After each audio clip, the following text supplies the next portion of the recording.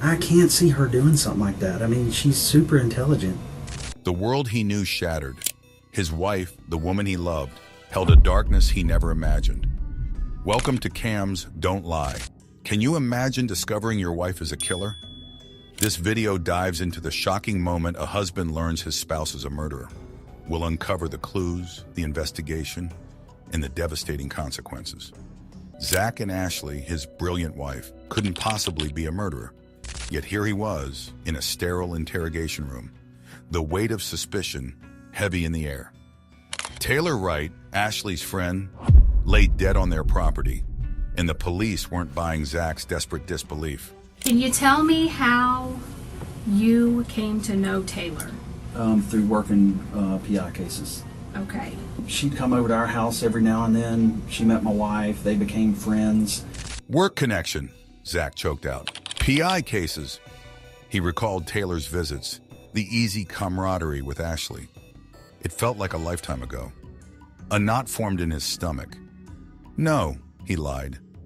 Then a memory surfaced, a tiny inconsistency, a chipped veneer in Ashley's perfect facade.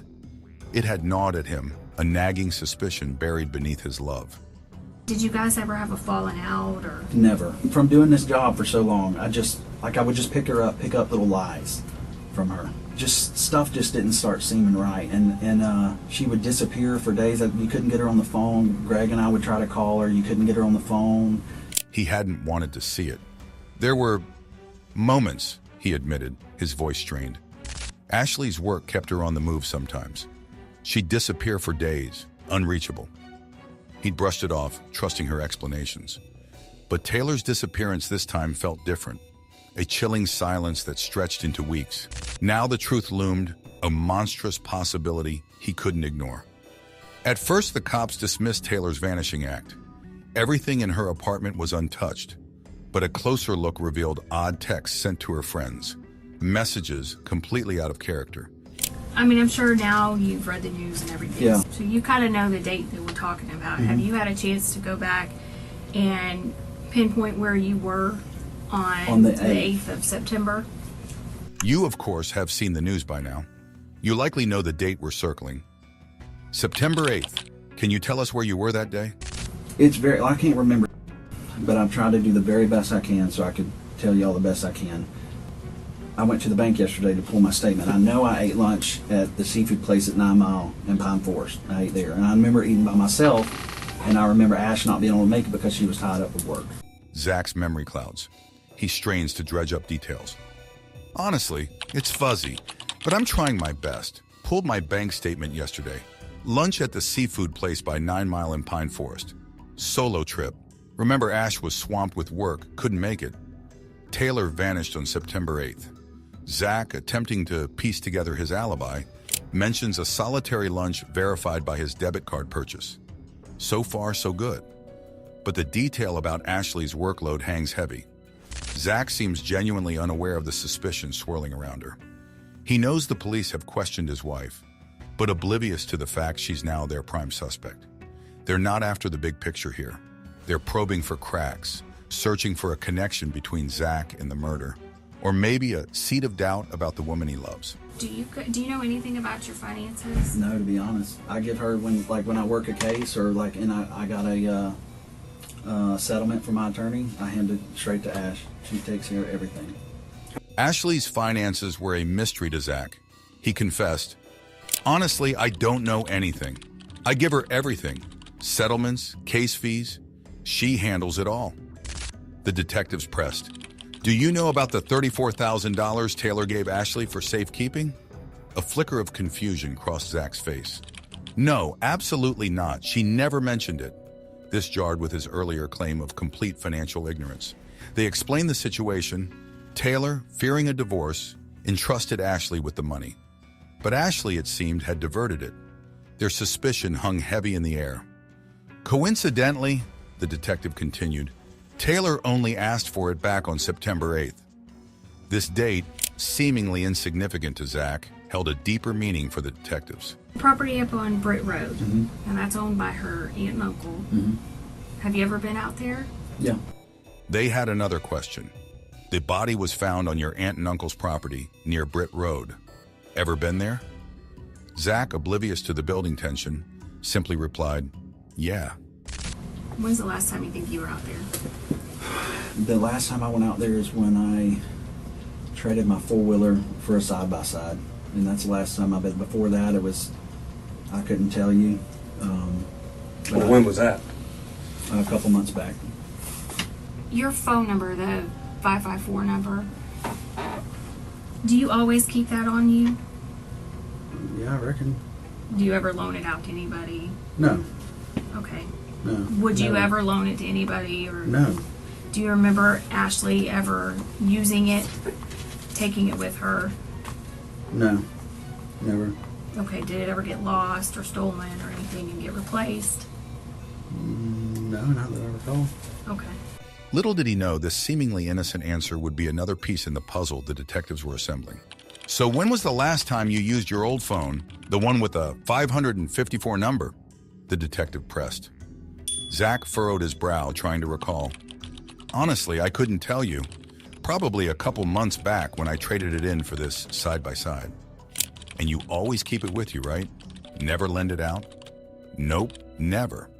Not even to Ashley? Denial flickered in Zach's eyes. No, never. The detective leaned forward, a grim expression on his face. That's interesting, because phone records placed Ashley's phone at the same location where Taylor's body was found on the 8th. And even more interesting, they show Taylor's phone at a wedding Ashley attended the very next day. A cold dread washed over Zach. Taylor? At the wedding? But she wasn't there. The detective's silence hung heavy. Exactly. Taylor vanished after the 8th, and Ashley's phone records paint a very different picture. We're just confirming you wouldn't have loaned your old phone out, eliminating any doubt it was you using it. Zach felt a pit forming in his stomach. He was in over his head. The truth, whatever it was far more sinister than he could have imagined. Despite cooperating, fully answering questions, and offering explanations, the detectives pressed Zach further. They wanted to know about the physical evidence. Do you know how Taylor died? Yeah, Ackerman told me that the girl was shot, and he heard that from Mulchan. So Ackerman told you and he got it from Mulchan? Yeah. Okay. Did he elaborate on anything else? He just said that they thought the girl was shot. Okay. They believe the victim was shot, a detective stated. Did you hear anything about this from Mulchan? Yeah, Ackerman told me that Mulchan mentioned it, Zach confirmed cautiously. Did he say anything else? Just that they suspect a gunshot wound, Zach replied. The detectives shifted tactics. Did you ever buy Ashley a gun or anything of that nature? Man, over the years, yeah. Yeah. I bought her a 380 one time. What kind? PPK. Okay. And does she carry a firearm? I haven't seen her one in quite a while. Not at all. Mm-mm. Do you own a 38 airweight? Yes. And that, I mean, she used to, that's the last thing I ever remember seeing her with was a 38 airweight. And that was, I haven't seen her with that in I don't know how long. Have you ever purchased a gun for Ashley? Over the years, yeah, Zach admitted. I once got her a .380 caliber pistol, a PPK model. Did she seem bothered by the police questioning you? Honestly, I haven't seen her gun in a while, Zach confessed. The last one I remember her having was a .38 caliber airway, but that was a long time ago. I have no idea where it is. Frustration laced his voice. Look, I had nothing to do with this. I wouldn't even dream of it. I want no part of this mess. The detectives repeated their question, this time for emphasis. I mean, I'm interested. Did you kill or participate in Absolutely the death not. of... I would Whatever. never. Ask this question. Okay. Whatever. Did you kill or participate, or do you have any knowledge? Zero, Jason. Absolutely none. I don't want to be nowhere near it. No, nothing involved with it. Nothing. I know nothing about it. Did you kill her? Or were you involved in any way? Do you have any knowledge of the crime? Absolutely not, Jason, Zach denied vehemently. Zero involvement. I don't know anything about it.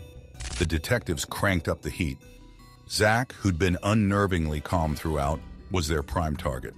Was it the casual vibe of the interview keeping him at ease, or genuine innocence? Zach remained a picture of composure. No nervous fidgeting, crossed arms, or the telltale signs of a guilty man retreating. Instead, he leaned forward, met their gaze unflinchingly, and delivered clear, concise answers. His posture exuded confidence and cooperation. Flat feet planted on the ground and a slight lean towards them spoke volumes. He felt safe with nothing to hide. This was just one of Zach's two practice positions. The other, an equally relaxed open posture, further bolstered his image of innocence. Despite his efforts, the pressure intensified. I mean, nobody deserves to ever get anything happen to him like that whatsoever. I don't know, buddy. I don't know what happened to her. And, I'm asking you, as this investigation continues, whether it's text, phone records, computers, financials, is there going to be anything that hems you up or ties you absolutely to that? Nothing. Well, not just being involved in the actual murder, but as far as, What happened to Taylor, Zach? Detective Jason pressed. Honestly, Jason, Zach stammered, the first crack in his calm facade. I have no idea. The repetition of I don't know adds tension and hints at his possible struggle to maintain his composure. This is unbelievable, Zach stammered. Nobody deserves that. But I don't even know what happened. Is the investigation still ongoing? Forensics? Records? Anything that could point to you being involved? Absolutely not, the officer replied. Not just the murder, Zach clarified, desperation creeping into his voice. Afterwards. Helping conceal. If any person in this world was like, hey, Zach, come help me do something, I would run from that as fast as I could. Well, hell, it's all over the news. Yeah. You've read it. Yeah, I've read right? it, and I'm trying to swallow it and figure it out. I mean, it's like, it's terrible. But afterwards, too, covering it up. No way. If someone asked me to help with something like that, I'd run a mile. You've seen the news, right? Yeah, Zach sighed, running a hand through his hair, trying to process it all. It's awful. He paused, then continued, a tremor in his voice. Afterwards. Helping conceal. If any person in this world was like, hey, Zach, come help me do something, I would run from that as fast as I could. Well, hell, it's all over the news. Yeah. You've read it. Yeah, I've read right? it, and I'm trying to swallow it and figure it out. I mean, it's like, it's terrible. Logically, ignoring feelings, I just can't see Ashley doing it. She's brilliant, has a master's degree for crying out loud. But then there's the weapon, a bat or a master's degree. What is it? Sloppy. So sloppy. It just doesn't make sense. His brilliant wife, a master's degree holder no less, couldn't possibly be a murderer. But the evidence was piling up. Suspicious bank statements, cell phone records. Ashley caught buying cement, the very kind used to bury Taylor. Years as a PI had honed his instincts, and logic gnawed at his denial. The detectives needed no further proof. After a tense consultation with his lawyer, Zach signed a warrant for his own phone records, a desperate attempt to cling to his crumbling world. He'd be exonerated, of course. The verdict echoed in the sterile courtroom. We, the jury, find the defendant, Ashley MacArthur, guilty of first-degree premeditated murder with a firearm as charged in the indictment. Guilty of first-degree murder. The woman he loved, a cold-blooded killer. Zach walked out of the courthouse, a free man. But freedom felt hollow, a bitter aftertaste to the shattering truth. Ashley MacArthur received a life sentence with a minimum of 25 years served for the shocking murder of her friend. Now behind bars, a stark reality sets in for Ashley. Ashley's story raises a chilling question. How well can you truly know someone? The cracks in her facade, once ignored, became a gaping chasm that swallowed their lives. This case serves as a stark reminder that appearances can be deceiving and the truth can be buried deep. Thanks for joining us on this journey into the darkness. If you enjoyed this video, be sure to hit that like button and subscribe for more true crime stories that will leave you questioning everything you think you know.